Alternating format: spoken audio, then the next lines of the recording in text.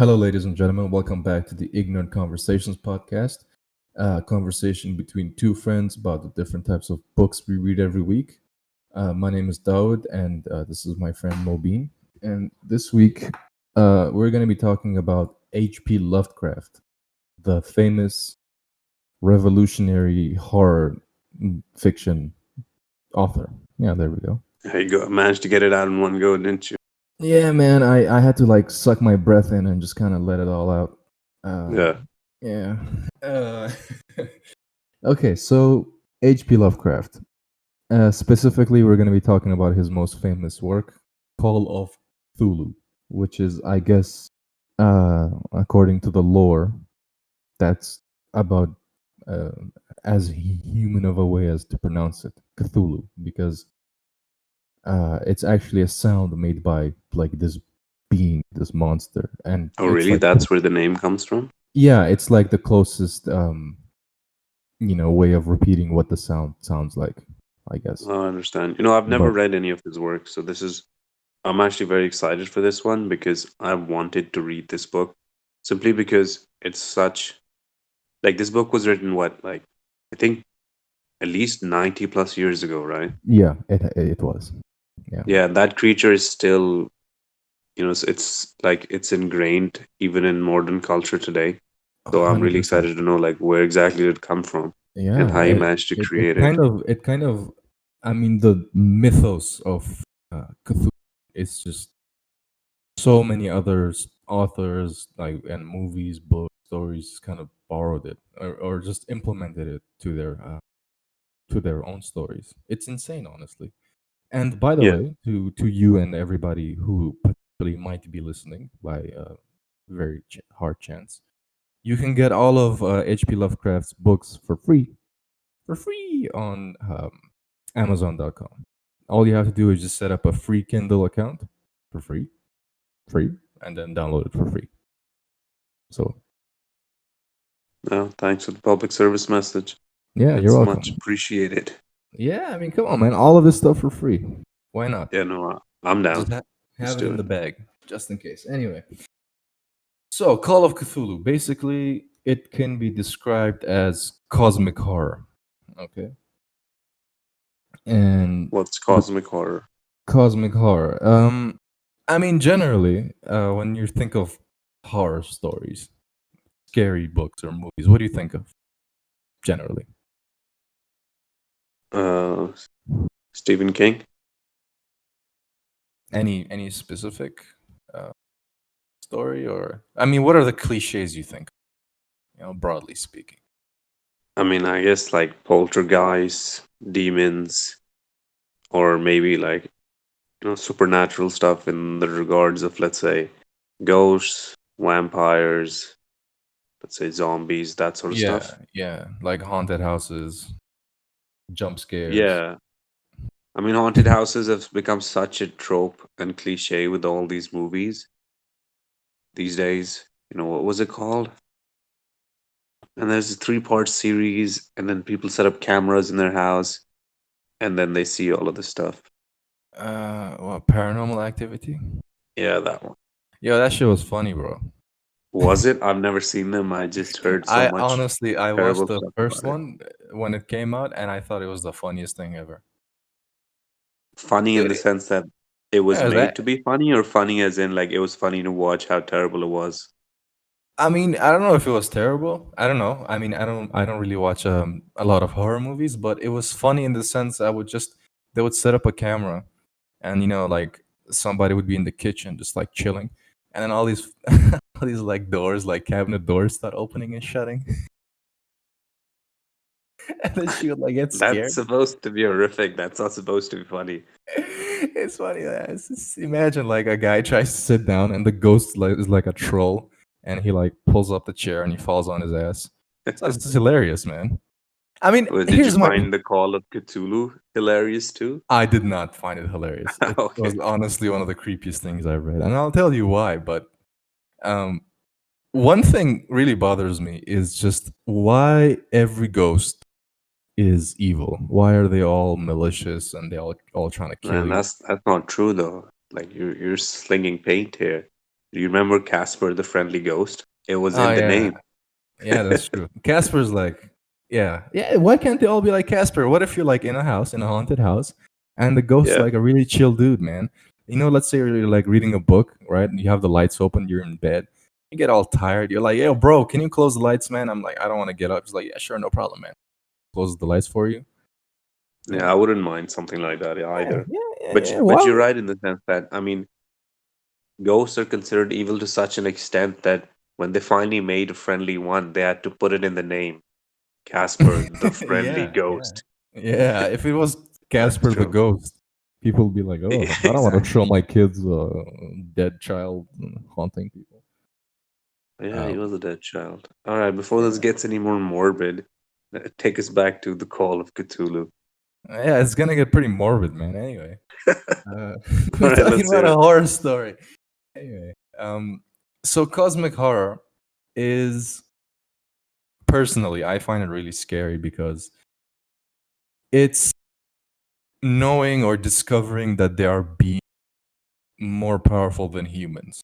Um, and it's not just, you could say, okay, a ghost is more powerful than a human being because you can't see it. It can do all of this crazy stuff. But the thing is, for me, about these horror stories like haunted houses and stuff like that, is they're all confined to one space. It's a haunted house. If I just get the hell out of there, man, I'm good. What is gonna follow Right, me? Then it's not a haunted house. It's just a ghost that follows people, right? Or if it's a vampire, man, just don't go to like Romania or where the hell that guy's from. It's problem right, solved, man. But I mean, if you have something that encompasses the entire world or Earth as you know it, and it's much more powerful than you, it's ancient, it's old, it's I scary. I mean, understand. it kind of, because I mean, as a human being, you're programmed to think. I mean, you're programmed to survive, right? You wake up every day and you get out of bed, you go face and do something. It might be like a crappy day, but you're programmed to survive, to have like an ambition, and you don't want to think about death because you're programmed to not to think about death. Otherwise, Right, you're not going to survive that much. So, and you're the supreme being on earth. It's, you may not consciously think about it, but you are aware of that fact, right? There's nothing yeah, smarter than you. Maybe another human being, but that's it. Everything else is underneath you, top of the food chain. So when you right. discover that you're not that, not only anymore, but you've never been that, it's, I find that really scary. And I think it takes a brilliant author to scare the crap out of you, um, Is just by, he, yeah. is HP Lovecraft sort of like the pioneer for cosmic horror? Yeah, he's like, Hmm. he's the guy. He's Right. the guy. I mean, there are some authors, before him, that kind Uh-huh. of wrote things that are just cosmic horror, you could say. There's one guy, um, I forget his name, but his book is called The Yellow King or something like that. But H.P. Lovecraft is the guy, right? So, and I think it takes a brilliant author to scare the crap out of you, without any jump scares, right? Without any Yeah, ghosts popping out of somewhere, just to scare you just by describing this ancient, old, um, and powerful. So the story is like, this guy, his uncle was investigating something, and he dies mysteriously, as they always do. of course. And yeah, and this You got to guy, start the story somehow. yeah, man. So he was a professor, so he inherit like he has all his papers and stuff, and he finds these weird documents. He finds like a little statue of this weird octopus-like creature. It's the way he describes it. I mean, I cannot do it justice. Just the way he describes the thing is scary. For me, I would just say like, yeah, it's an octopus with wings, bro. But Right, it's, I'm not H.P. Lovecraft, evidently. right. Um, and the thing is, this uh, he discovers that his uncle used to interview this guy, and he would get nightmares during a specific time between like February to March or something, about this weird place, like that kind of was made like this weird ancient city where everything is made out of these weird smooth columns and green stuff, like a green substance, and just like the sound that sounds like Cthulhu, right? It just sounds like something is saying Cthulhu. Right. And he would read about that, and he would like, oh, what the hell? He Uh, would read about it and then what? the author would be like, what the hell is this? Oh, okay, right. That there's this statue, there's this guy, so, and then he discovers that it's not only this guy. There are other people who also suffered from the same nightmares. And not only that, there's like a bunch of people in Iceland, or I think it was Iceland, um, that, there's a cult in Iceland, and they worship this demon or whatever it is. That's exactly like Cthulhu. Same described, you know, octopus-like thing with wings and weird face, and saying Cthulhu. Not only is it in Iceland, but it's somewhere else in the world, and in other parts of the world. And there's like a police investigation in the swamps of, I don't know, like in the bayou, right, in southern USA, Right. where there's like demon worshipping or something, and the police go there, and it's just like these horrible sounds that the people are making. It's not even human, and they're worshiping this big statue of Cthulhu.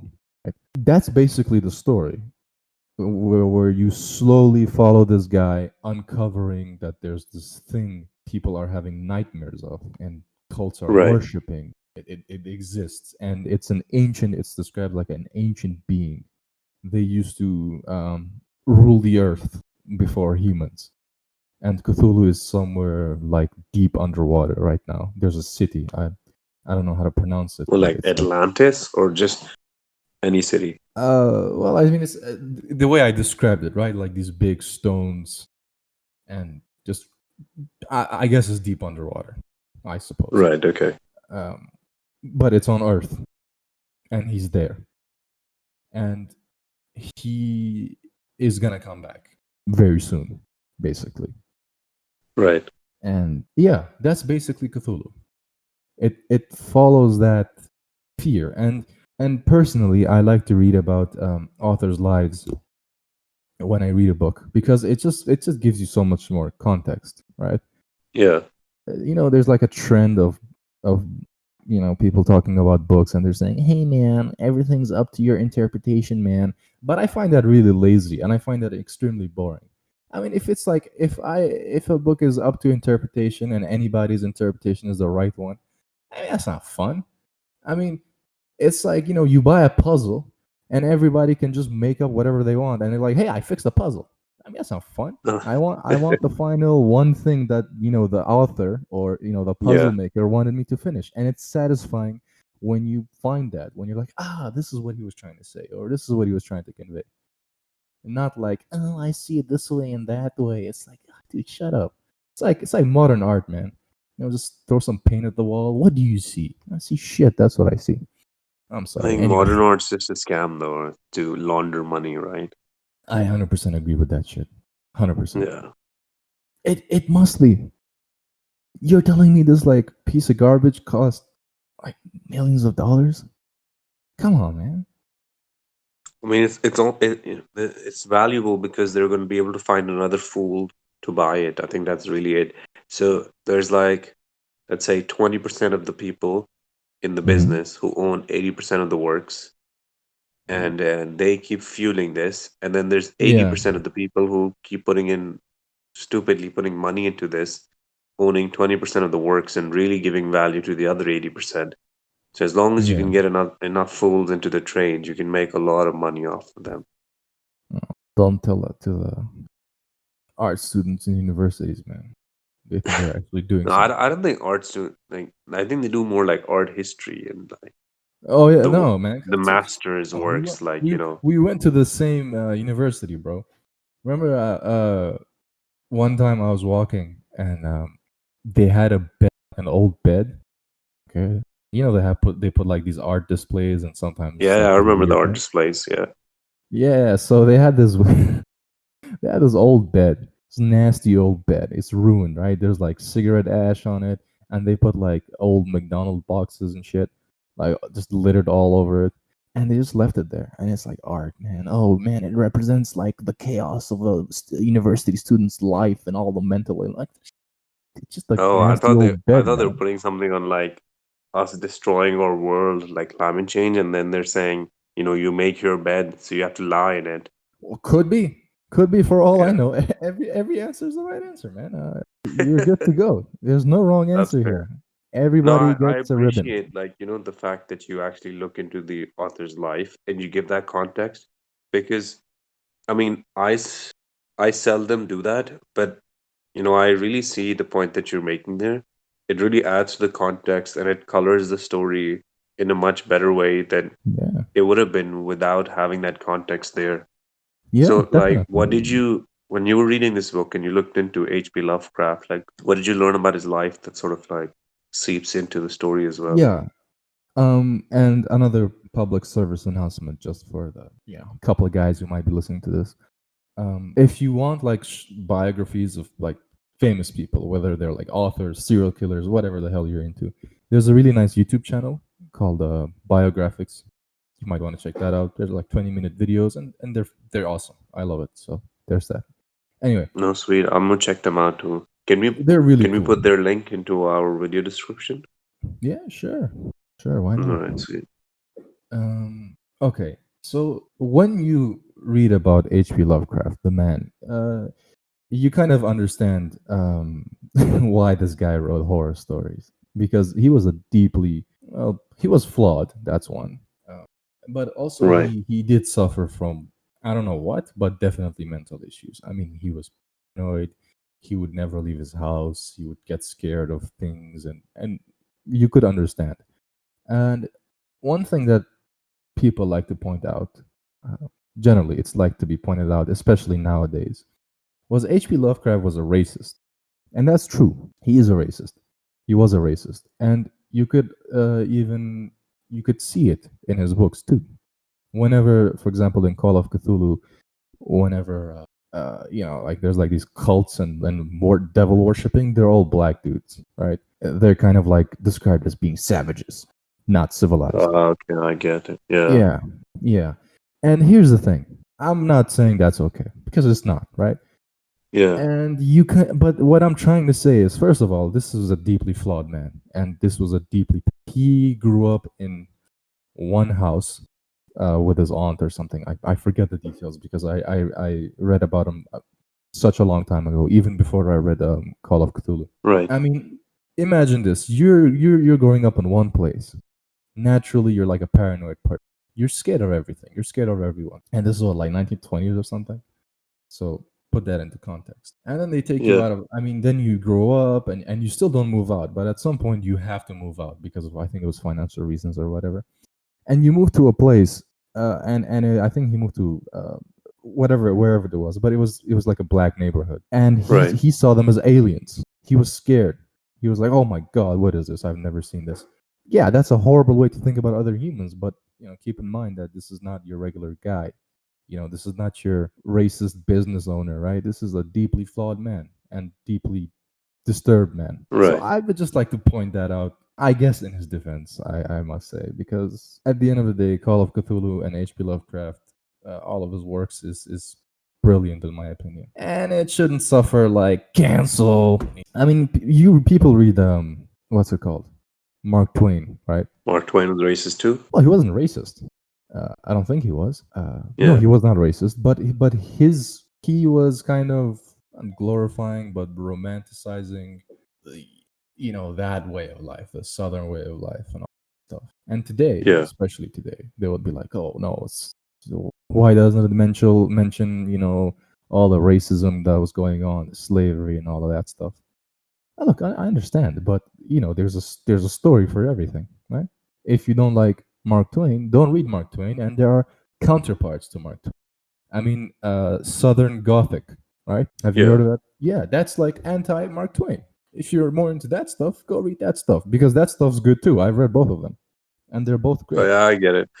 I mean, yeah, this is tricky, but this question of like, I mean, yeah, I Mhm. get your point, and it's interesting to know this, and it's good to contextualize both Yeah, his life and what he went through, and also the time period that he was in.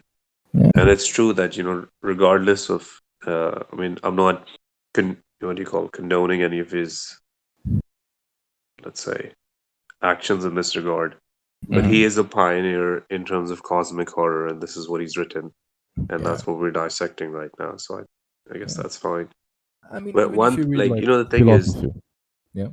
yeah, the thing is, the way you've described the story, Hmm. I'm actually really intrigued because, I mean, I've always wanted to know where Cthulhu came from, and Hmm. the fact that, you're describing it like people were having dreams about it, and there were cults that are worshiping him, and we Hmm. know sort of like somewhere deep underground with pillars or something along those lines, this is where he Hmm. is, he's awaiting, and he's going to return. Right. And I really want to ask you, like, what happens? Does he return or how it ends? But this is one of those books that I'm so curious by this point in the podcast that I'm afraid that maybe I don't want to ask that because I'd like to read and find out what happens in the end. So if it's um, and if the audience feels the same way, I'm thinking maybe don't give us the end, but just sort of tell us maybe a little bit about his writing style. Like, how does he make it so horrifying? Like you said that, like cosmic horror itself and the way he describes Cthulhu and the way he builds up the story, like you genuinely feel scared. How does he manage to do that? Great question. Um, and I can only give an attempt to answer that question. Right. But one thing I think plays, he does well and makes you feel like that is there's no dialogue. And when there's no dialogue, you kind of, in a sense, you don't consciously forget, but you forget that there's a character. Yes, there's a character. It does follow one guy. He does, um, go through his findings and his uncle died and whatever. But Right. there's no dialogue, so you kind of feel like as if you're the guy himself, right? Whatever he's saying, whatever the guy's feeling, he's like, I wish I would stay ignorant of this terrifying fact. I wish that I would never know that everything I ever knew was just a small piece of this giant, evil, terrifying thing, right? When he says Yeah. stuff like that, and then he doesn't go and talk to somebody else, and this goes on for the entire length of the book, which is a very short book, by the way, just to point that out. You don't think of it as a story and characters. You think of as like, oh, what if this is actually like that? I mean, you're not, like, you're not an idiot, but you kind of contextualize it better, in my opinion, into your own world. What if it's 2020 and then you get like news of weird cult worshippers in Iceland, and then a month later you get the same thing in Australia, a month later you get the same thing in USA, a month later you get, or a year later you get the same thing in Middle East somewhere. What would you start thinking, right? I mean, think about it. What would it do to your perception of world? What would it do, and this might be controversial, but what would it do to your perception of religion, right? Yeah, I hear What you. I yeah. mean, that's an interesting way that he's written the book. And from what you're saying, I understand that really the lack of dialogue and the way he sort of like, I guess it's just brilliant writing style as well. The way he just sort of puts all the moving pieces together and sets the story in place. It arouse, like, it creates the sense of curiosity. Like, Hmm. why is this happening all around the world? But also a sense of horror because of our lack of knowledge on why that's the case and what this could mean, Yeah. and what is this being. And I guess like the way you linked it to religion as well, like that curiosity as human nature as humans are, and then couple that with the fear of the unknown. And I think that's maybe where the cosmic horror bit comes from, like Yeah. not knowing what this is, wanting to know but then maybe never knowing, and then just being sort of And fearful it's of that. something definitely bigger than you, not just Right. size. right? It's beyond your control. You're not the supreme. You're like, I don't know, like a little mouse trapped in a room with a human, right? I mean, what the hell can a mouse do? You can scurry, run around, but you're in a room. I mean, and the human can do whatever it wants to. He could That definitely times. demonize you. Uh-huh. Never mind. Yeah. All right, man. That's it. This, as far as it goes with destroying the certainty people have in aspects of life, right? I mean, people Right. like to think that they're certain of the things they know simply because it's much easier living that way than doubting everything, right? I mean, think about it. What if Yeah, I I was a couldn't guy agree who would more. just be like, what if Mobine isn't real? What if I'm talking to myself? I mean, I can never know, I guess, but it's just much Then better they'll to put think. you on the pills. Yeah, they put me on the, threw me in the loony bin. You know it.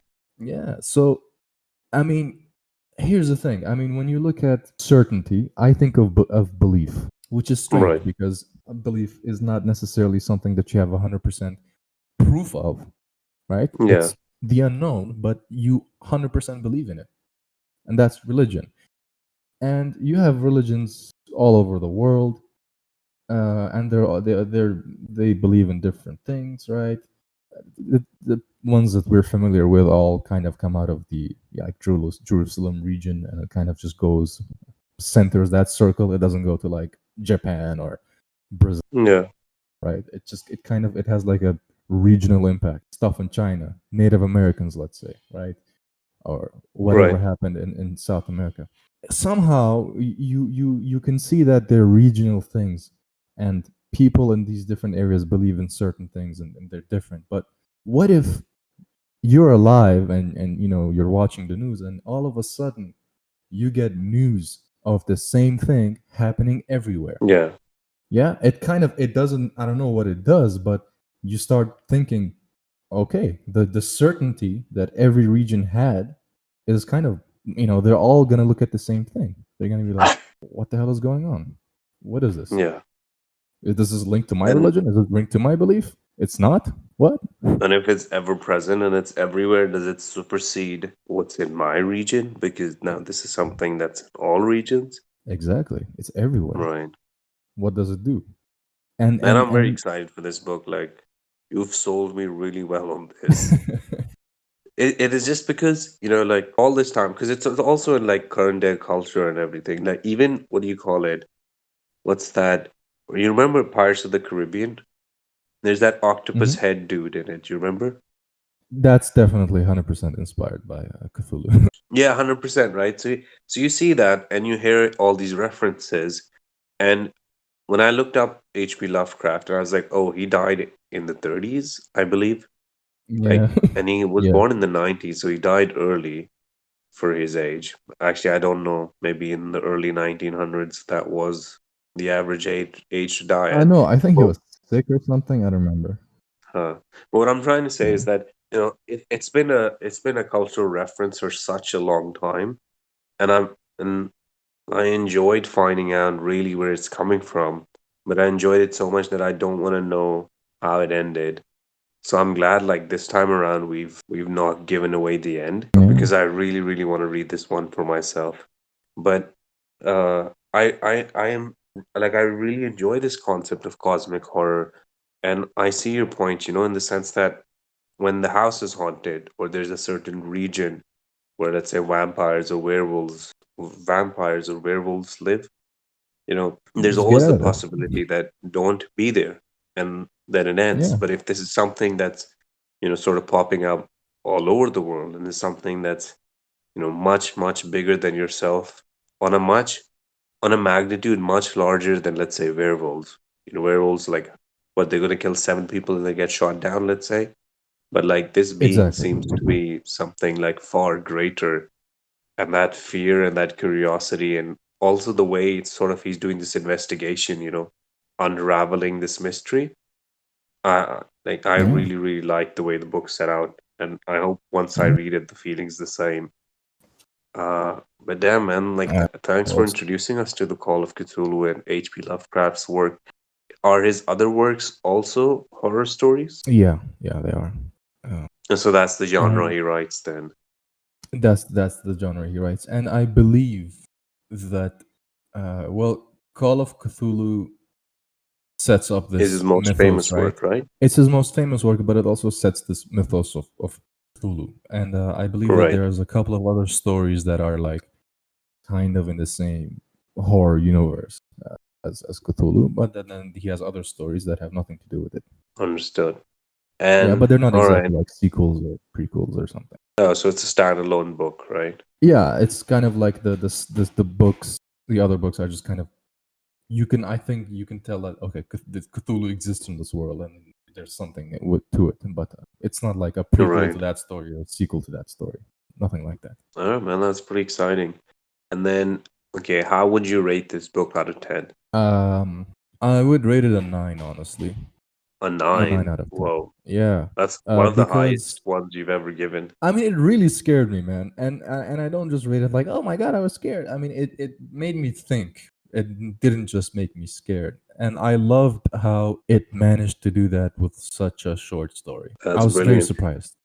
I was like, whoa, this ended. And I'm thinking about it this much. Yeah. Yeah. Sweet, man. Man, I'm very excited. That's a high rating. And I really love the way it's set up. And the fact that you mentioned that it's a short story, like usually you expect that these horror books will be much longer because they take time to Yeah. develop, settle, and then they have to throw a bunch of scares in. There has to be a point like some pinnacle that has to be resolved, and they have to move past that, and there's a resolution or no Yeah. resolution. And the fact that Yeah. he No, managed he to do did. all this in a short book, that's He just went straight to it, man. There's a guy, his uncle died, let's great. go. All right, man, nice. Okay, I guess Yeah. I guess we're set for today. I hope everyone enjoyed it because this book I'm really really looking forward to. I'll be honest. And And remember, folks, you can get it for free. yeah, the For most free. important thing. Yeah, sweet dude. Okay, nice. I think this was great.